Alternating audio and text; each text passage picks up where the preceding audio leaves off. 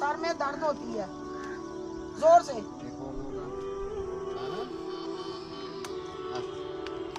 دی ایک اور لا دے. اور جن لوگوں نے اپنے دین کو کھیل اور تماشا بنا رکھا ہے اور دنیا کی زندگی نے ان کو دھوکے میں ڈال رکھا ہے ان سے کچھ کام نہ رکھو. ہاں اس قرآن کے ذریعے سے نصیحت کرتے رہو تاکہ قیامت کے دن کوئی اپنے اعمال کی سزا میں ہلاکت میں نہ ڈالا جائے. اس روز اللہ کے سوا نہ تو کوئی اس کا دوست ہوگا اور نہ سفارش کرنے والا. اور اگر وہ ہر چیز جو روئے زمین پر ہے بطور معاوضہ دینا چاہے تو وہ اس سے قبول نہ ہو. یہی لوگ ہیں کہ اپنے اعمال کے وبال میں ہلاکت میں ڈالے گئے. سو ان کے لیے پینے کو کھولتا ہوا پانی اور دکھ دینے والا عذاب ہے اس لیے کہ کفر کرتے تھے.